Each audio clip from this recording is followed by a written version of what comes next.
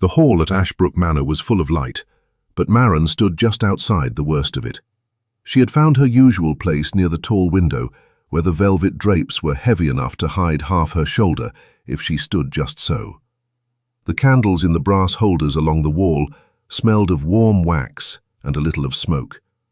Somewhere a violin played a slow tune that no one was really listening to. Silk swished against silk as women crossed the floor. A footman went past with a tray of small glasses, and the cut crystal made tiny chiming sounds that no one else seemed to hear. She had been at this kind of evening many times. She knew the steps. Stand at the edge, smile when looked at. Do not be in the way. She had learned all this from her aunt, who had taken her in 5 years ago, when Maren's mother had gone to sleep one autumn night and never woken again. 5 years. It was an odd number to carry in her head, long enough to be settled, short enough that the loss still sat behind her ribs like a small stone. Tonight she was here because her cousin needed a companion, and a companion was what Maren was.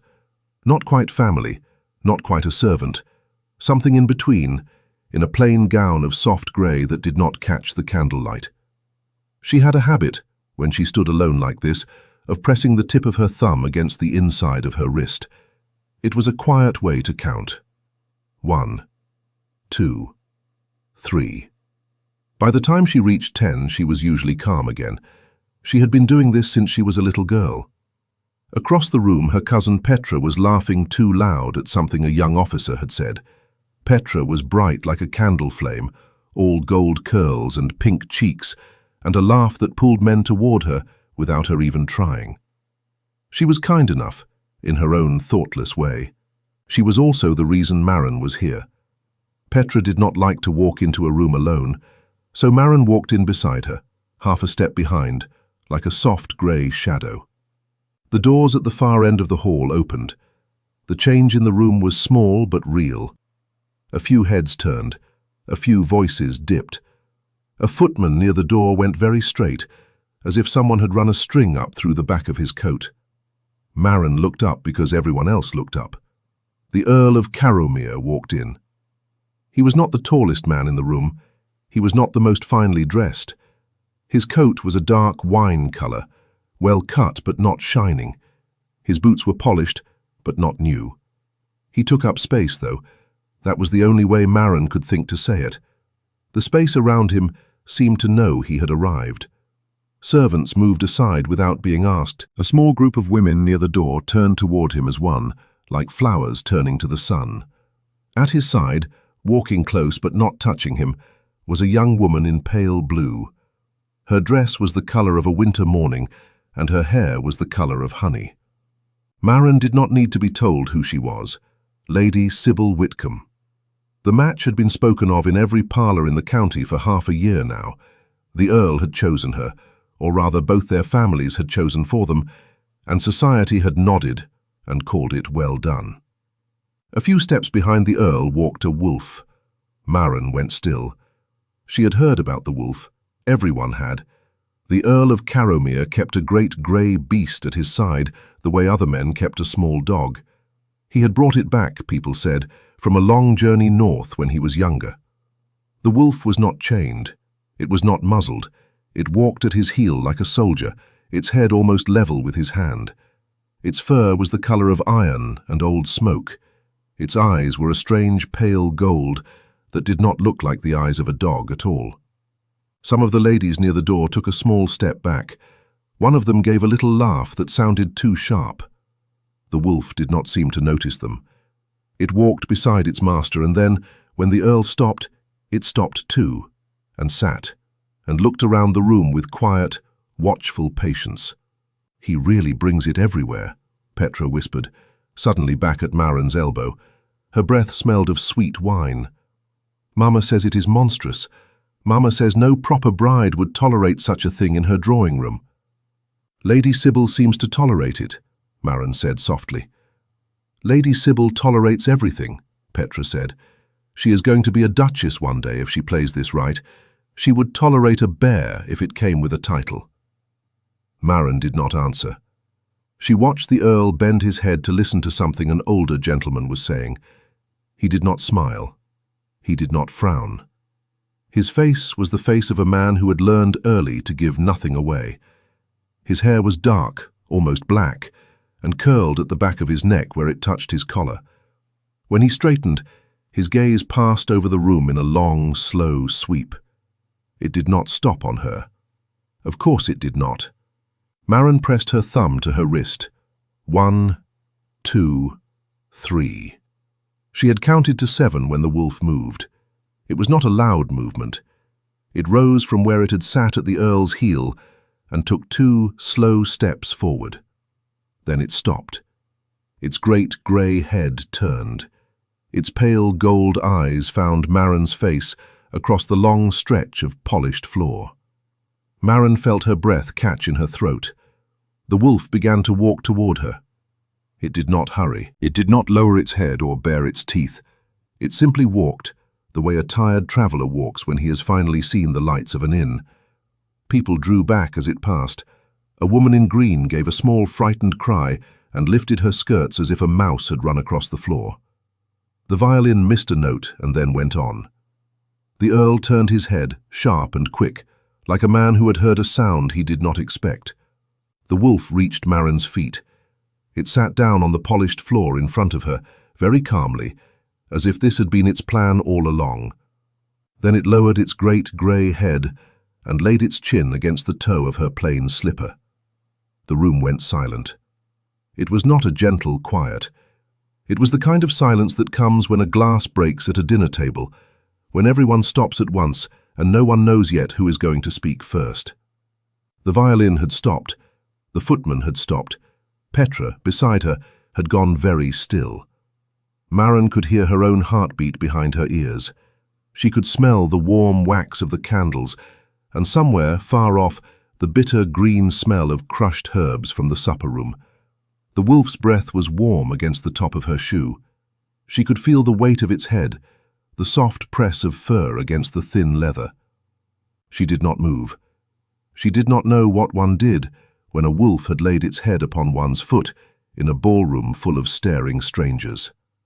Across the room the Earl began to walk. He did not stride. He did not push through people.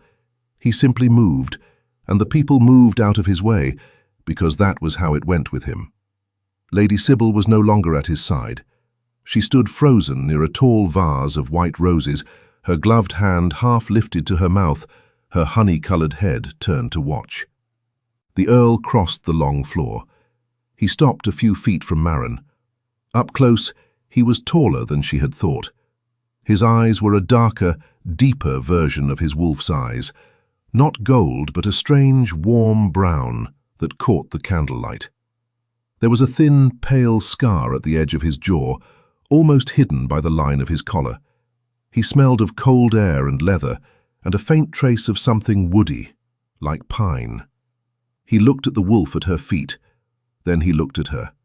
"Madam," he said. His voice was low and quiet. It carried anyway.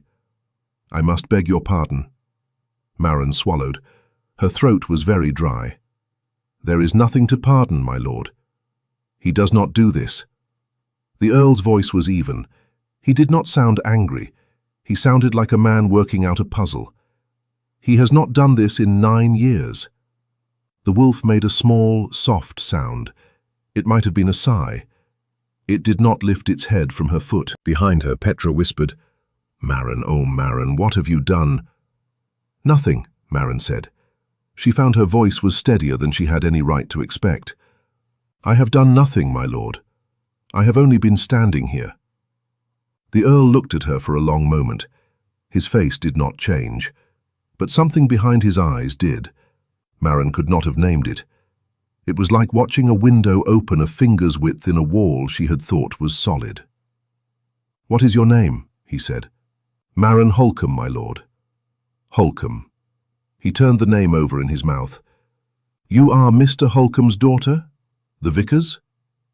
"He was my father. He is gone now. I live with my aunt, Lady Tremaine." "Ah." Something moved in his face again, very small. "I knew your father a little. He was a good man. Thank you, my lord. The wolf finally lifted its head. It did not move away from her.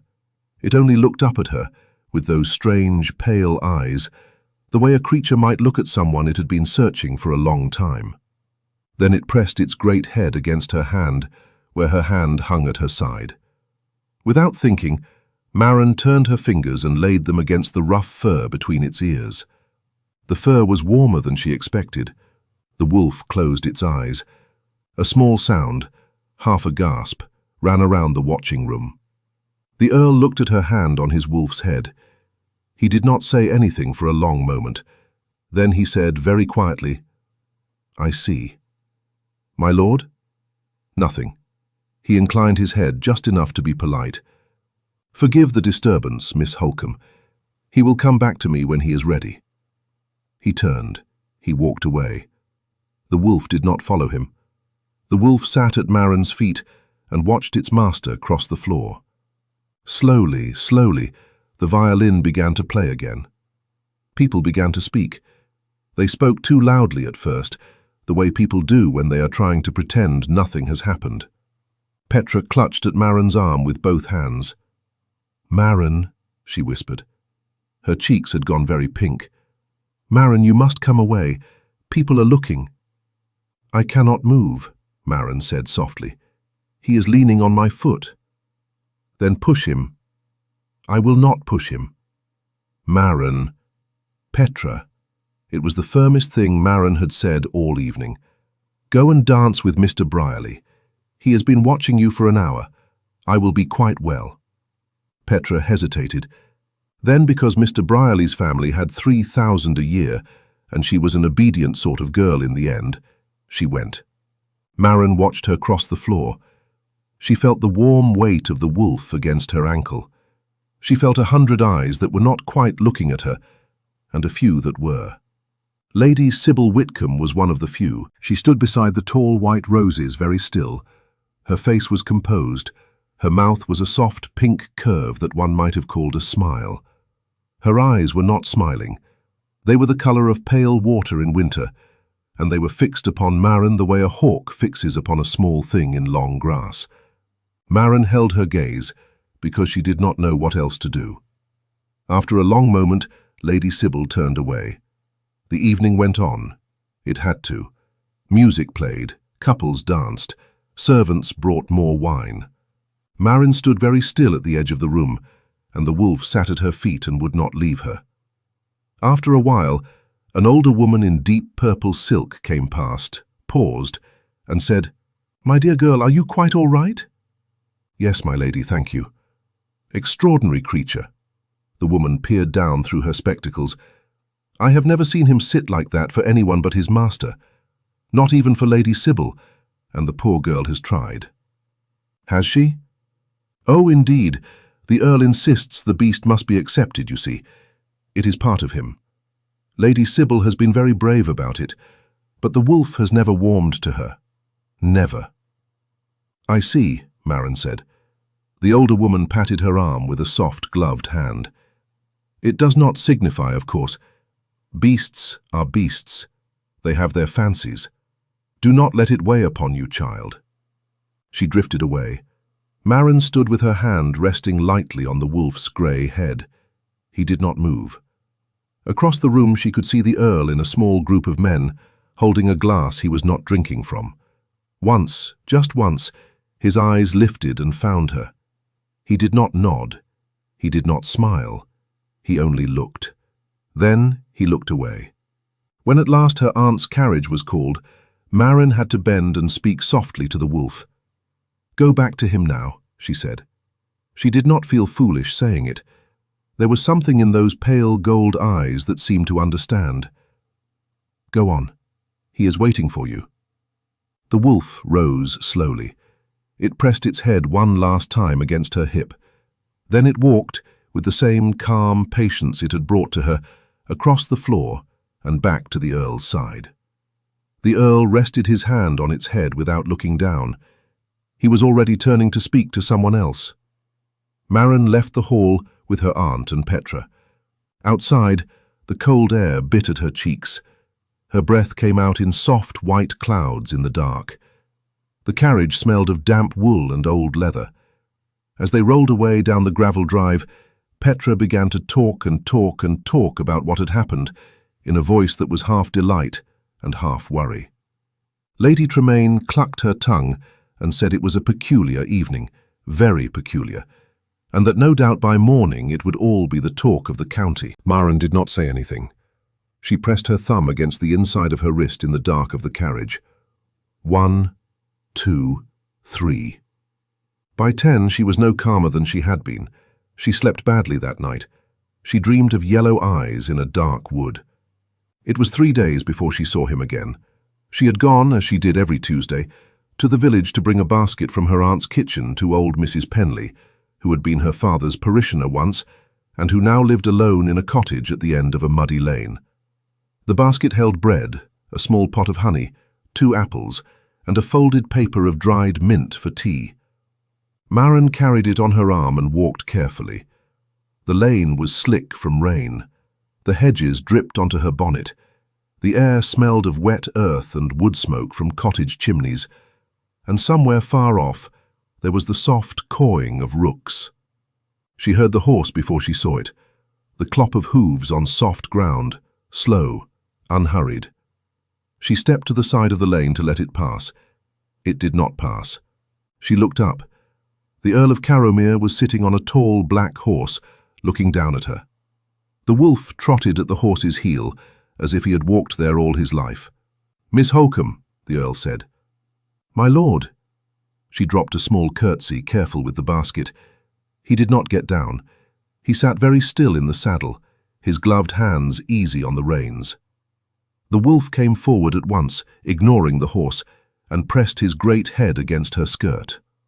Maren rested her free hand on him without thinking. His fur was damp from the rain. "You walk to the village?" the Earl asked. "On Tuesdays, my lord, to Mrs. Penley." "Old Penley, the blacksmith's widow. You know her?" "I knew her husband. He shod my father's horses for 20 years. The Earl's eyes were on her hand, on the wolf's head. "You are not afraid of him?" "No, my lord." "Most people are." "Most people, perhaps, have not yet had him asleep upon their slipper." The corner of his mouth moved. It was not quite a smile. It was the place where a smile might begin if it were allowed to. "Touché, Miss Holcombe." She did not answer. She felt the rain on her cheek. She felt the warm weight of the wolf against her side. She felt, very strongly, that she should curtsy again and walk on. She did not. "He has been restless since that night," the Earl said. "I am sorry to hear it." "Are you?" "I am sorry for any creature that is unhappy, my lord." He looked at her then properly, the way he had looked at her in the ballroom. The world narrowed a little around the edges. The dripping of the hedge slowed in her ears. She could smell the wet leather of his glove, the warm horse, the cold rain. His eyes were a darker brown in the grey daylight than they had been in candlelight. The thin scar at his jaw was clearer now. "You speak directly," he said. "It is unfashionable." "I beg your pardon, my lord. I will try to be more silly." This time the smile almost reached the surface. He looked away from her, down the lane, as if to give it somewhere to hide. "Do you ride, Miss Holcombe?" "I have ridden, my lord, when there was a horse. There is not always a horse." "No, I imagine not."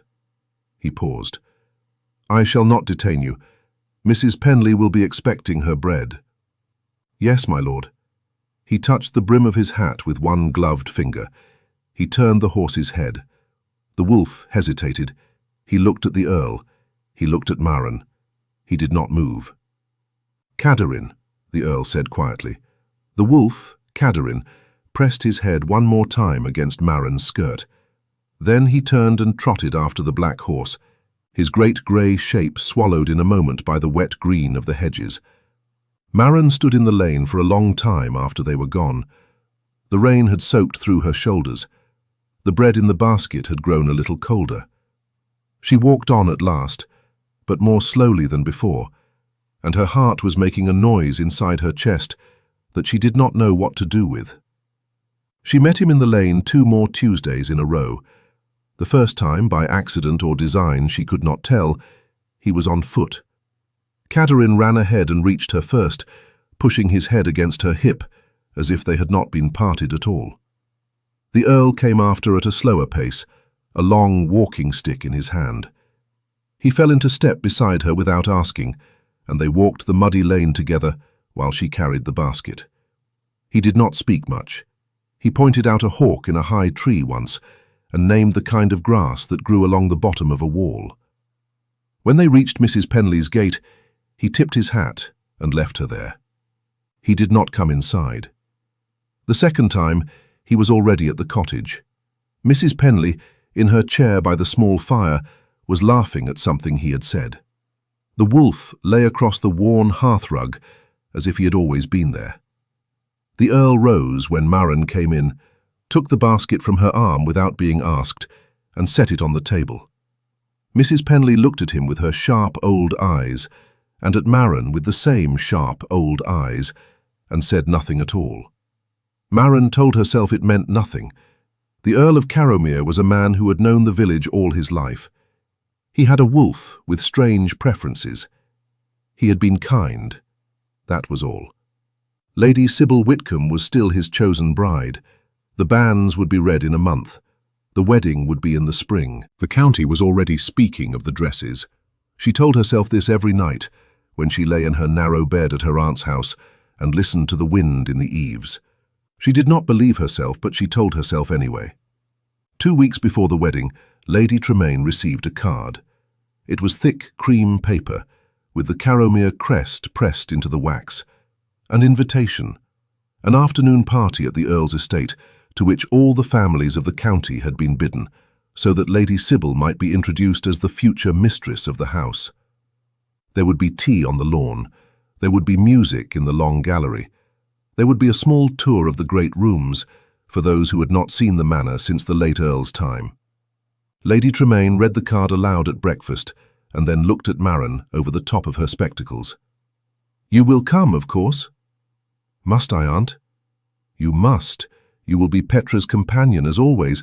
I will not have her walking in alone, and I shall be too taken up with the older ladies." Her aunt's eyes were not unkind.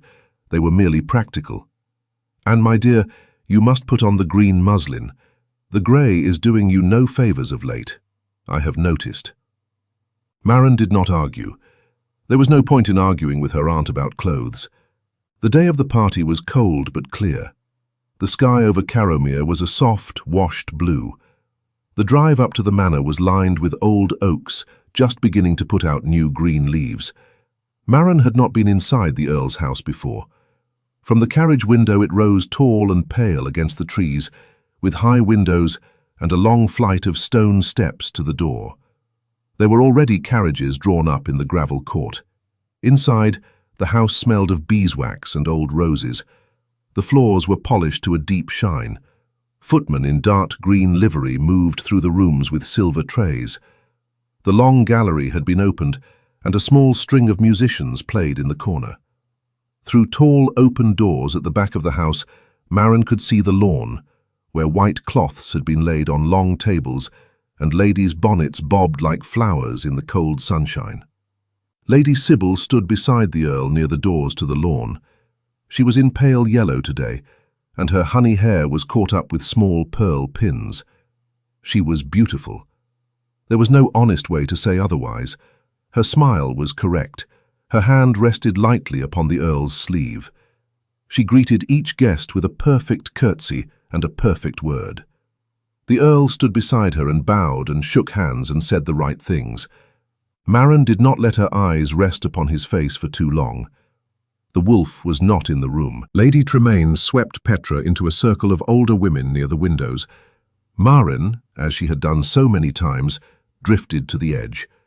She found a place near a tall potted fern and pressed her thumb against the inside of her wrist.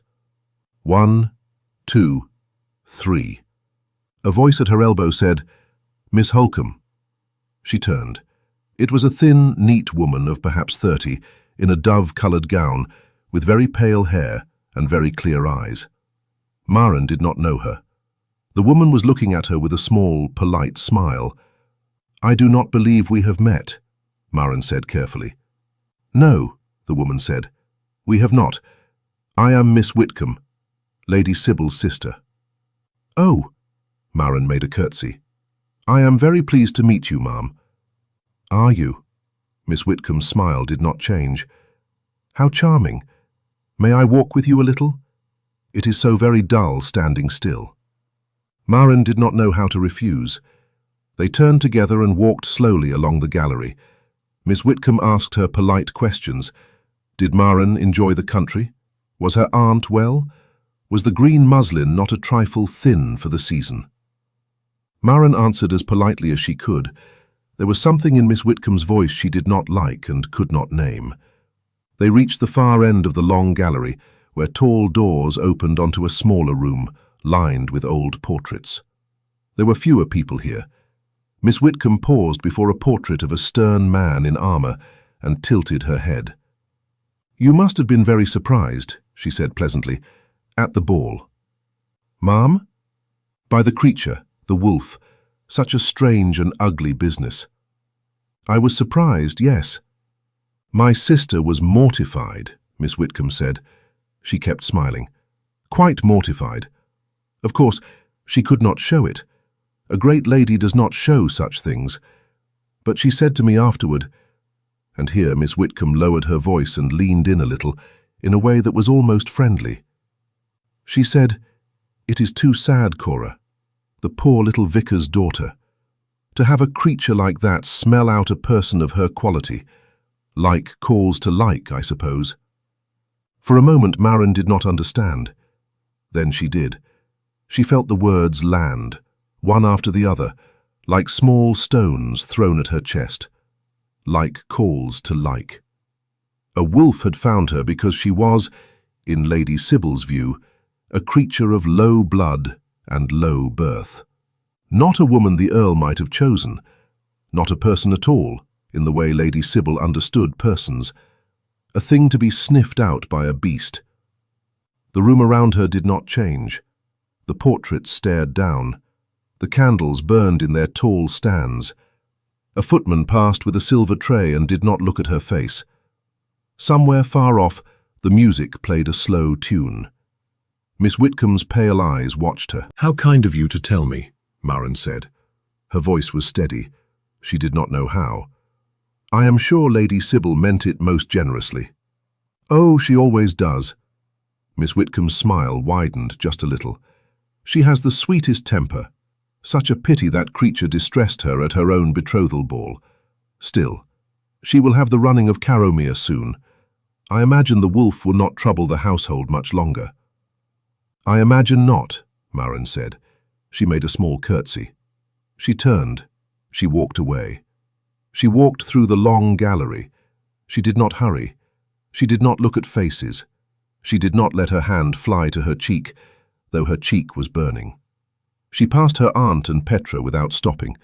She passed Lady Sybil and the Earl by the open doors to the lawn.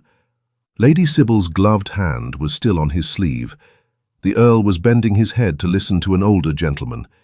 He did not see her go past. Maren went out onto the front steps.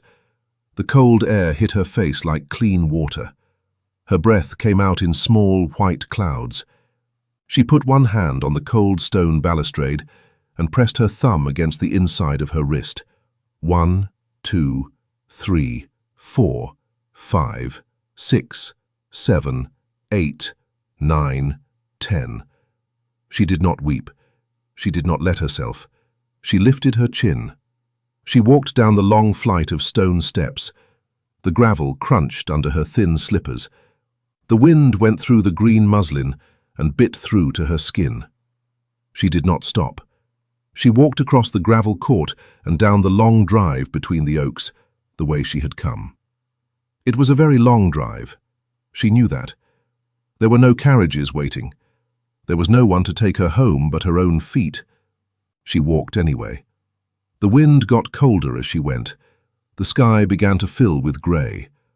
The first thin drops of rain came after she had passed the gates. The gravel turned to mud under her shoes.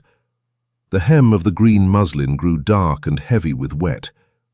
She did not stop. She kept her chin up. She walked. Behind her, the house grew smaller in the soft grey rain.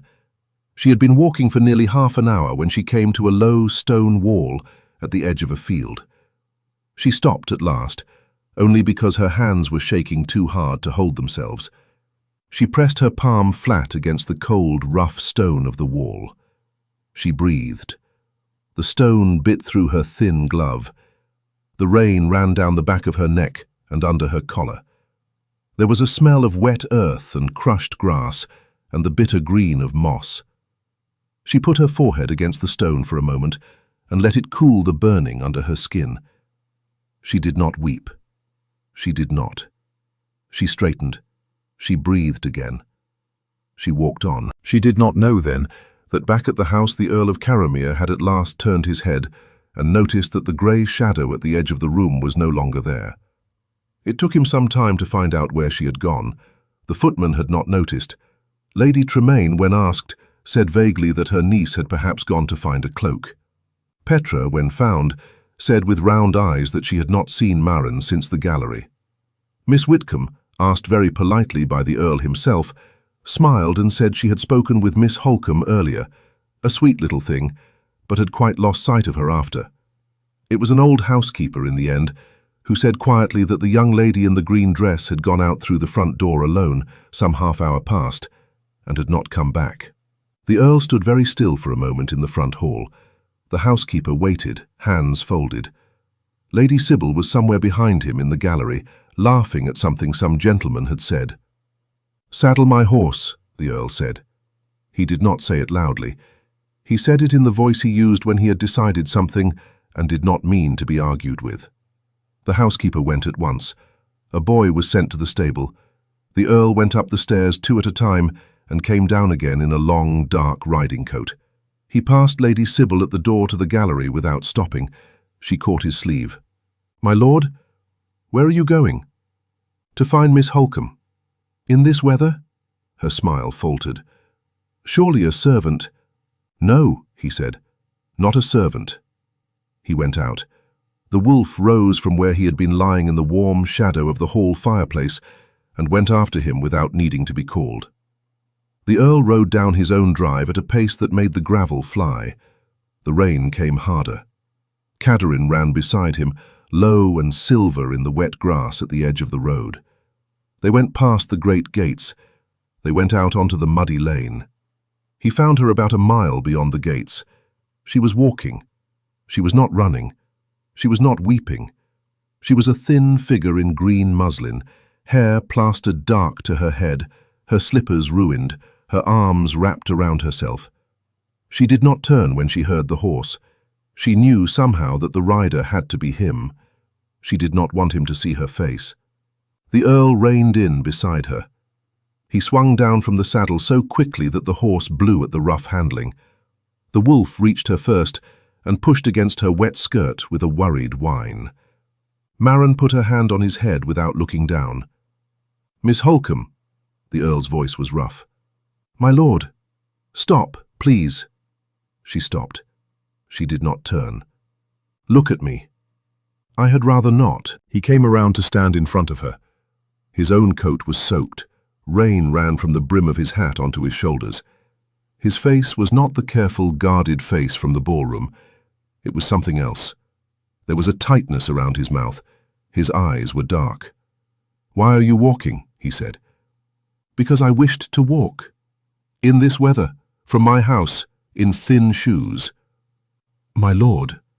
Her voice shook for the first time, and she hated it. "Please go back. There is nothing here that needs you. You have many guests." "Tell me why," he said quietly. "It does not matter." "It matters." "It does not." She lifted her chin. She made her voice flat. "I was unwell. I needed air. It was a long walk and an ill-advised one. I will reach my aunt's house in good time.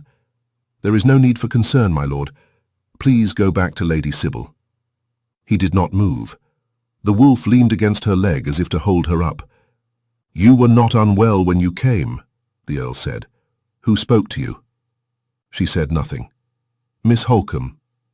It does not signify, my lord. Tell me, he said. He did not raise his voice. He did not have to. She looked at him. The rain was running down her face. Some of it was rain. Some of it was not, perhaps, but he was kind enough not to say so. She thought of Lady Sybil's pale yellow gown. She thought of the words in the gallery. Like calls to like. She thought of the wolf's head on her foot in a silent room. She thought of the long line of her own life, of standing at the edges, of being the grey shadow no one looked at, until one creature did. She set her jaw. My lord, she said, I do not want to be the subject of pity. I do not want to be the subject of curiosity. I do not want to be talked of in your halls or in your fiancé's drawing room. I would like to be a young woman walking home in the rain. That is all. Please, let me be that. He looked at her for a long, long moment. Will you not at least take the horse? He said. No. Then I will walk beside you. My lord, your guests. Will manage without me for an hour. She opened her mouth. She closed it. She had nothing left to argue with. He took the reins of his horse in one hand. He gestured her forward with the other, palm up, the way a man might wait for a frightened animal. She began to walk again. He fell into step beside her. The wolf trotted at her other hip. They went down the muddy lane together in the falling rain, and the Earl did not speak. They walked nearly half a mile in silence. Then he said quietly, I knew your father. Yes, my lord, you said so. I was sent to him when I was a boy of 15, after my mother died. My own father did not know what to do with me. He sent me to the vicarage for a summer to be tutored in Latin and, I think, to be out of his sight. The Earl's voice was even, but it was different from his ballroom voice. It was lower, more worn. Your father was patient with me. He had a habit of laying his hand on a boy's shoulder when the boy was angry, very lightly, and then not speaking for a moment. It was a strange thing. It worked. Maren did not answer at once. She remembered her father's hand. She remembered it being laid that way on her own shoulder. He never told me, she said. About you. No, he would not have. He was not the kind of man to boast of who came to him for help. No, she said. He was not. They walked on. The rain began to ease a little. The wolf shook himself once, sending water flying, and went on. He used to say, the Earl said, that the measure of a person was not in what they did when watched, but in what they did when no one was. He said it more than once. It has stayed with me. Maren swallowed. The burning in her throat had a new shape now. I have not heard anyone speak of him in a long time, my lord. I should have come to your aunt's house, he said, long ago, to tell you. I did not because I am afraid, not very good at such things. I am sorry. She did not know what to say. They came at last to the edge of her aunt's lane. The little house was a pale shape through the trees. The rain had nearly stopped. The Earl drew the horse to a halt at the gate. I will not come in, he said. I do not wish to add to your trouble today. Thank you, my lord. He hesitated. Then he said, Miss Holcombe. Yes? Whatever was said to you, in my house, by whoever said it, I would have you know it was not said by me, and it does not reflect what I know. She did not trust her voice. She bowed her head. Go inside, he said gently. Get warm. She went. At the door she could not help herself. She turned. He was still there at the gate, with his soaked horse and his soaked wolf. He raised one gloved hand. She raised one in return. Then she opened the door and went in, and did not look out again. When her aunt came home from the party 2 hours later, full of news, she found Maren sitting by the kitchen fire, wrapped in an old shawl, drinking weak tea from a chipped cup. Petra was wide-eyed. Lady Tremaine was full of complaints. Where had Maren got to? The Earl had ridden off in the middle of his own party. Such peculiar manners. So distracted with Lady Sybil, who had been most gracious about it, of course. The world was upside down, said Lady Tremaine, taking off her gloves. Maren said only that she had felt unwell and walked home. Lady Tremaine, who could be observant when she wished to be, looked at her niece's face for a moment and then chose, for once, not to press. A week passed. It rained much of that week. Maren did not go to the village on Tuesday. Mrs. Penley was sent the basket by a stable boy with a note begging her pardon. Lady Tremaine said nothing about it. On Thursday, a letter came for Maren. It was short. It was on plain paper, not crested, in a strong, neat hand. It said, "Miss Holcombe, I would speak with you when you are willing. There is something I would say which I do not wish to say in a drawing room. If you would walk in the woods behind Penley's cottage at 3 on Friday, I would be there. If you choose not, I will understand. C." Maren read it 3 times. She folded it. She put it in her pocket. She did not show it to her aunt. She did not sleep well that night either. On Friday she put on her warmest cloak and her stoutest boots. She told her aunt she was going to see Mrs. Penley. Her aunt nodded without looking up from her embroidery. Petra was in town. Lady Tremaine had a headache. Nobody asked questions. The wood behind Mrs. Penley's cottage was old. There were beech trees there, tall and grey, and the ground under them was thick with last year's leaves. There was a stream that ran through it, very narrow, and a fallen log across the stream where one might sit. Maren had played there as a child. She had not been there since her father died.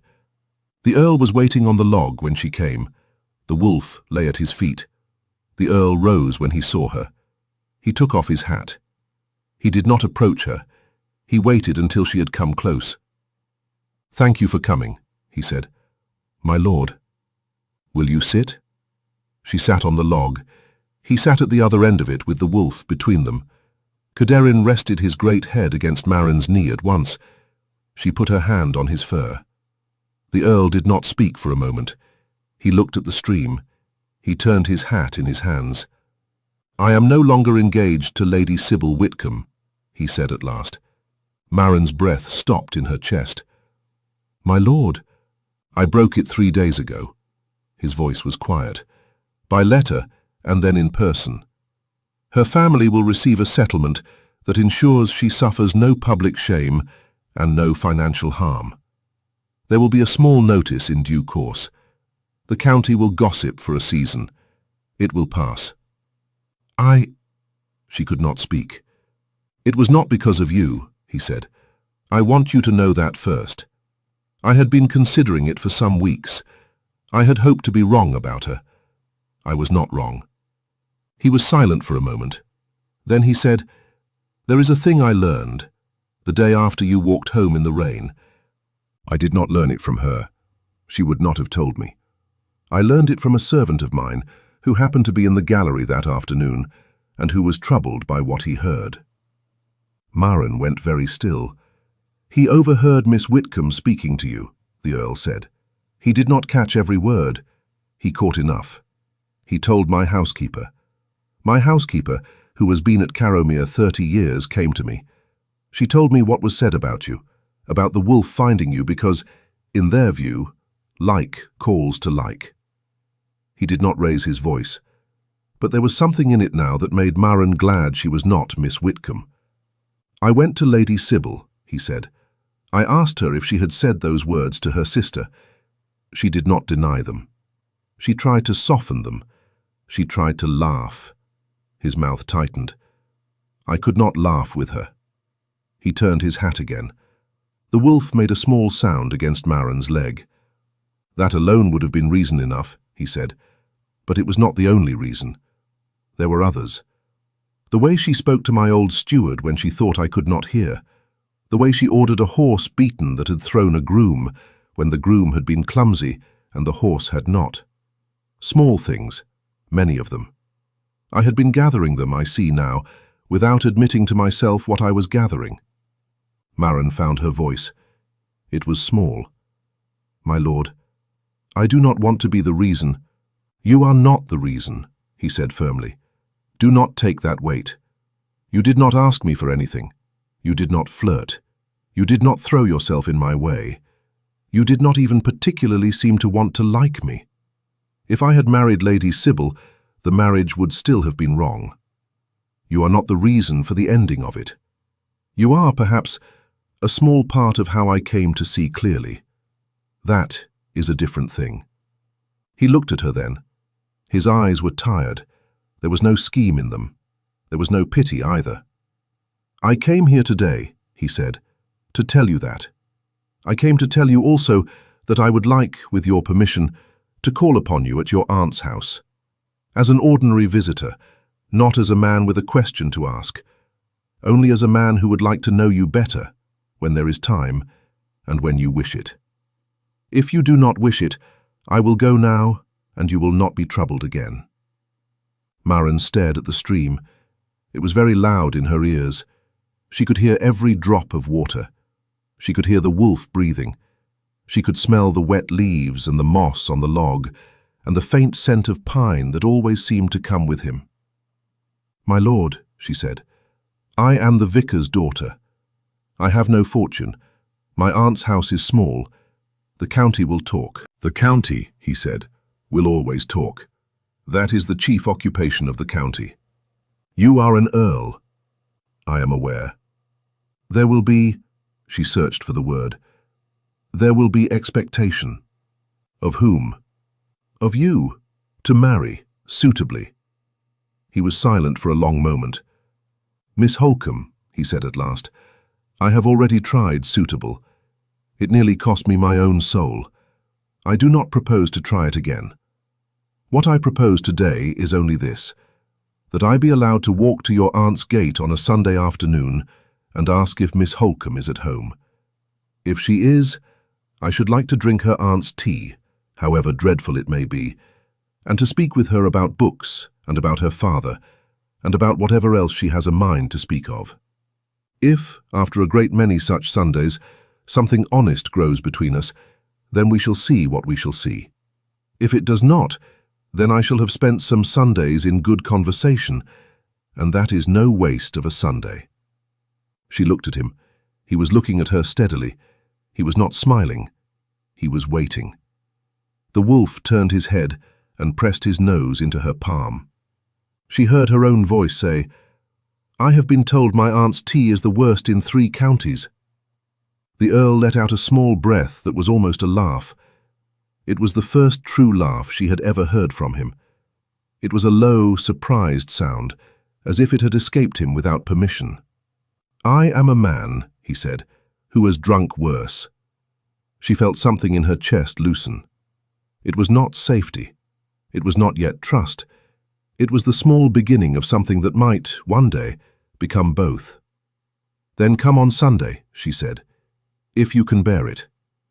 "I can bear it," he said. He stood. He held out his hand to help her up.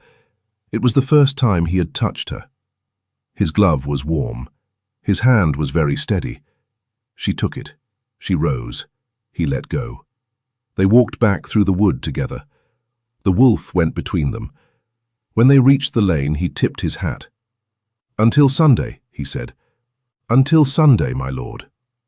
She walked home along the muddy lane. The sky was clearing. There was a strip of pale blue over the western hills. Her boots were spattered, her cloak was damp at the hem, and she did not press her thumb against the inside of her wrist once on the whole walk. He came that Sunday. He came the next Sunday. He came the Sunday after that.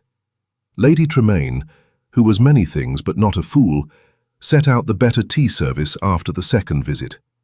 Petra, after the third, stopped sulking about it and began to find reasons to be elsewhere.